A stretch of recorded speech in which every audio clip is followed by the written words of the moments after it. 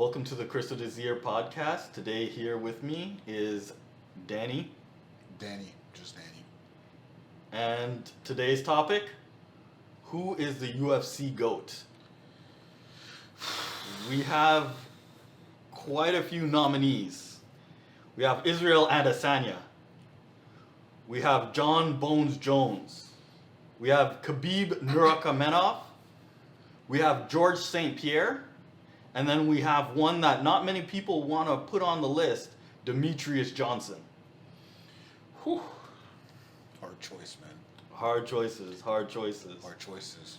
So, Danny, who do you think is the GOAT? Who would you argue is the GOAT? No questions asked. Okay, it's George St-Pierre. Really? Yeah. George St-Pierre is the best UFC fighter to ever do it. Is it because he's Canadian? No, not necessarily. He's a Quebecer. That's different. So that is kind of different. You know what I mean? Because like Quebecers, they don't claim Canadians, so let's just not go there. Like that. It has nothing to do with the fact that he's on this side of the border. It's just like when you think about the GOAT, right? Okay. It's always it's more than just fighting. It's what he symbolizes. He would show up with grace. He was good with the kids, you know. He was. The kids loved him. Adults loved him. Women loved him. Okay. I'll agree with that. Like, a lot of people loved him. Exactly, Yeah, and it's it's really just good marketing. And also when he would fight, people acted a certain way. If you would go to a bar and watch a GSP fight, it was like God, it was different than what it is now. Almost watching a tennis match there. Yeah, and there was like, and there was a lot of respect, that went along with it, and I think I think it was because as well, like during his fights, no trash talk. No.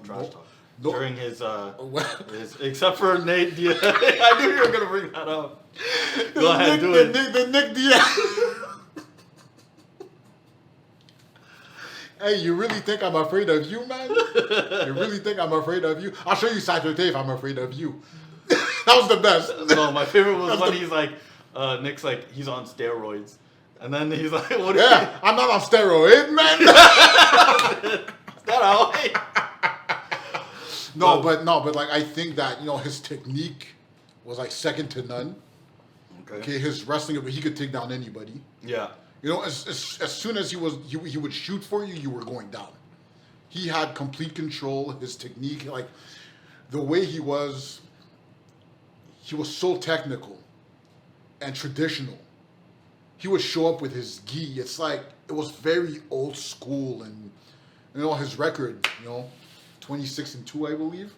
Yeah, something pretty close to that. Yeah. Yeah, 26-2. Yeah, only two. He hasn't lost in forever. I'll definitely say he's one of the most well-rounded MMA fighters, one of the most graceful, most humble, most fan-loved fighter. But then that also brings in, Khabib Nurmagomedov. He was a class act, man. He came in with class. There was only one time he kind of went off the rails, but he was like really pushed to that level.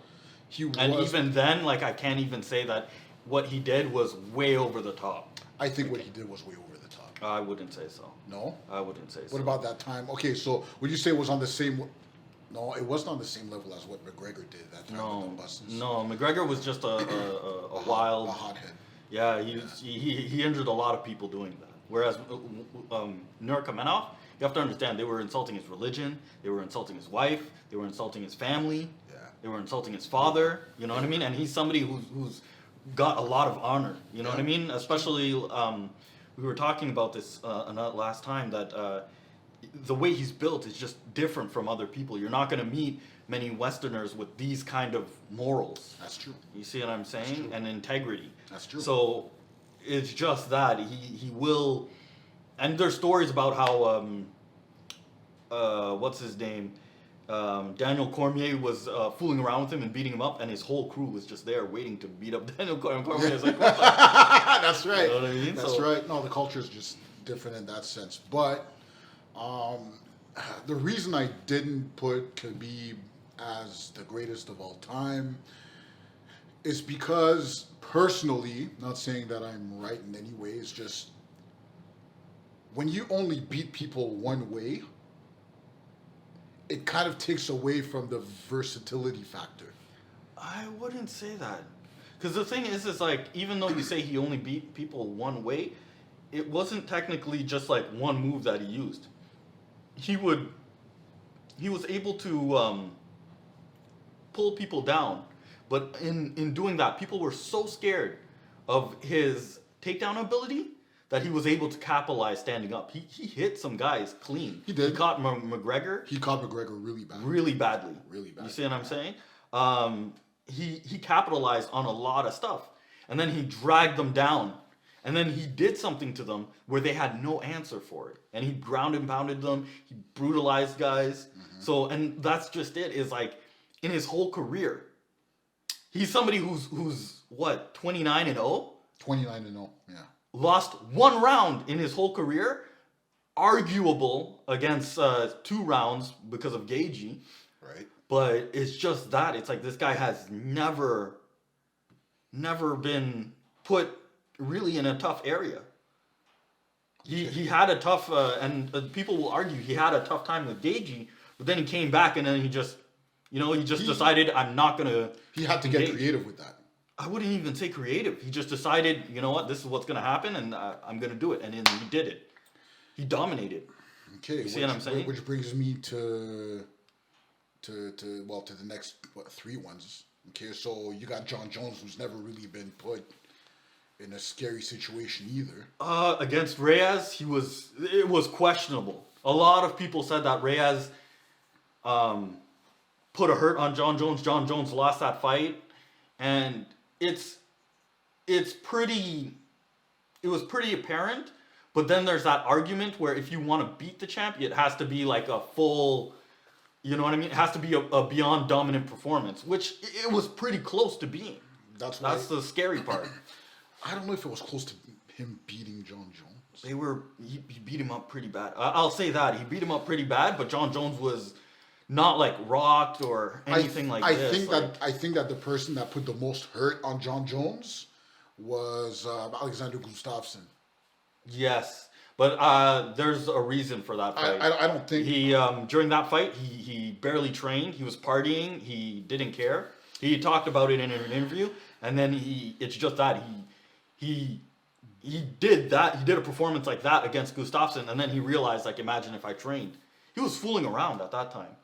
And the one reason I will say that John Jones could easily be the greatest of all time, and like I'm gonna say it, like it's hard to argue that he's not the greatest of all time, is because when he came into the UFC, he brutalized everybody on his way up. The only loss that he has is a DQ because of the elbow there, against Matt Hamill. Which, like, he was winning that fight anyways. Like, that was going bad for Matt Hamill anyways. He brutalized Machida. He brutalized pretty much everybody. Like, I'm trying to think of people, but it's just that Machida, Quinton Jackson, Rashad Evans, Chael Sonnen, Vitor Belfort. He brutalized everybody. Cormier. And then Cormier. And Cormier is one of the honorable mentions. He could beat anybody, but just not John Jones. Yeah. And John Jones held the title for what, a decade? But there was the age factor as well. Like, Daniel Cormier came in pretty late. True, but like when I wouldn't bring that in, especially when you're beating everybody, and then the only person you can't beat is John Jones. And that's just it. It's hard to argue. John Jones held the belt, like he defended the belt for a very long time. He did. And it's just that he dominated everyone. However, like I go back to why, the reasons why I thought that GSP is the best of all time. It's also because, like, when you look back at their career, they're not marred by controversy and stupid things. You know what I mean? That's true. So being a champion is more than just fighting, right? It's you become a symbol. That's true. Right? That's the reason why they strip you of the belt whenever you have outside controversy. It's the same reason. You know, you're a champion. A champion is not just a fighter. And it's funny because I'll still argue like some other stuff about John Jones. Like I feel like they did him pretty bad, but the thing is like I don't know anybody who would make a good decision while on drugs. Mind you, it's still arguable. Like, why is he doing drugs? You know what I mean? Hardcore drugs.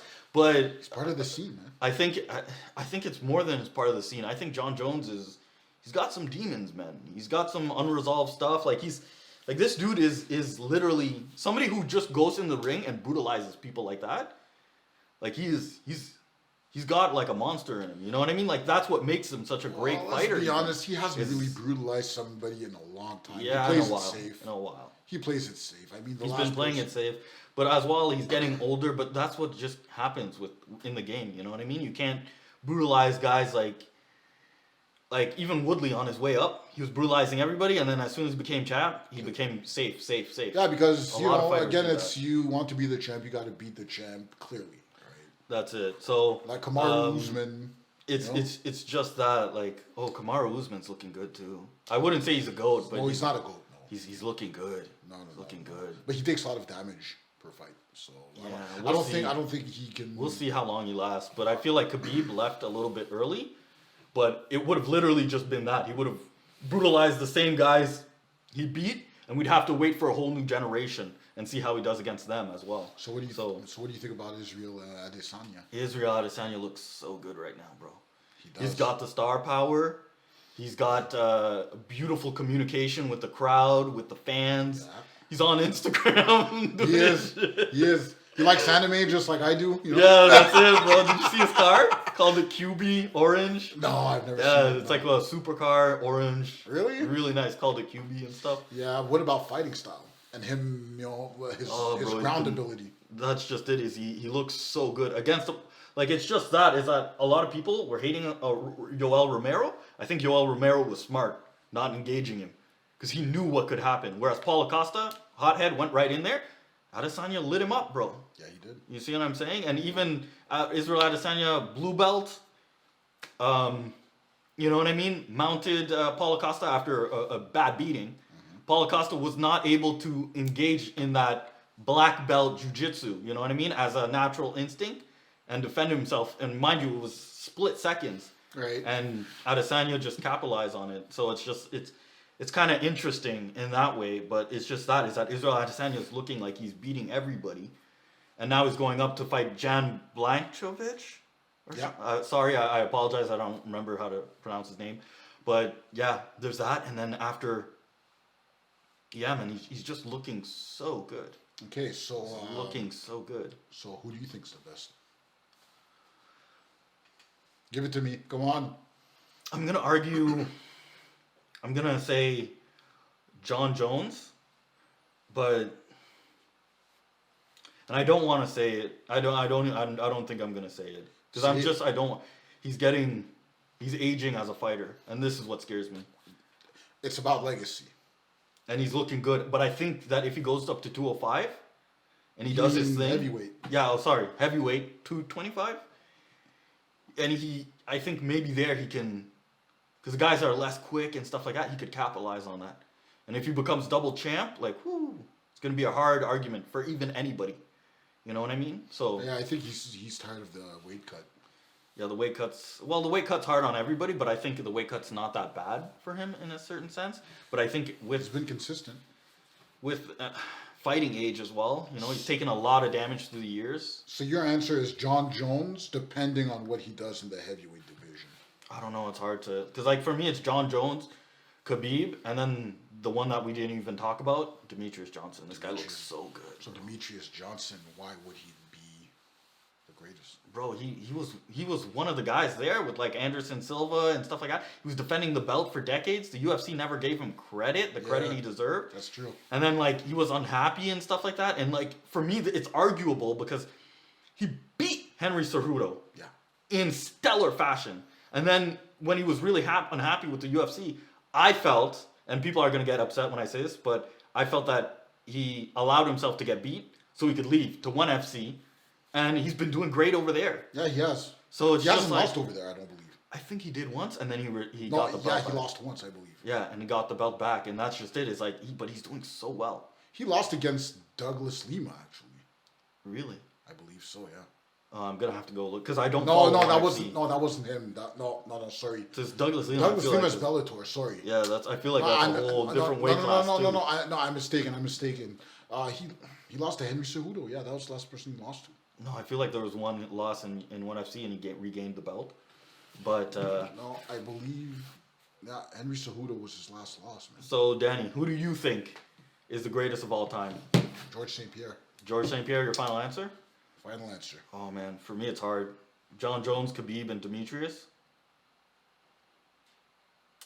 It's hard. And George St-Pierre, he's there too. But the reason why I won't put George St-Pierre as the greatest of all time is he was the greatest of all time. But right now we're talking about the present. That's why I wouldn't put him, like during his generation, he was great. And I would even put the Spider there too. Anderson The Spider, Silva? a decade, defended his belt, brutalized people. He has probably the biggest highlight reel. He was good on the ground and stand up. Everything, bro. People were excited to see him. He was probably the most exciting fighter that, they heard he was fighting and everybody was ready to watch. You know what I mean? Like, I would even say more than George St-Pierre. But then when John Jones came in, I feel like things changed a little bit. Right. Everybody wanted to see Bones Jones brutalize people. That's right. That's right. So I'm pretty sure we're at our time limit. That's it for today. That's the talk about the GOAT on who's the greatest of all time. Once again, my name is Cristo Desir of the Cristo Desir podcast. And this is my partner. Danny. Just Danny. Peace.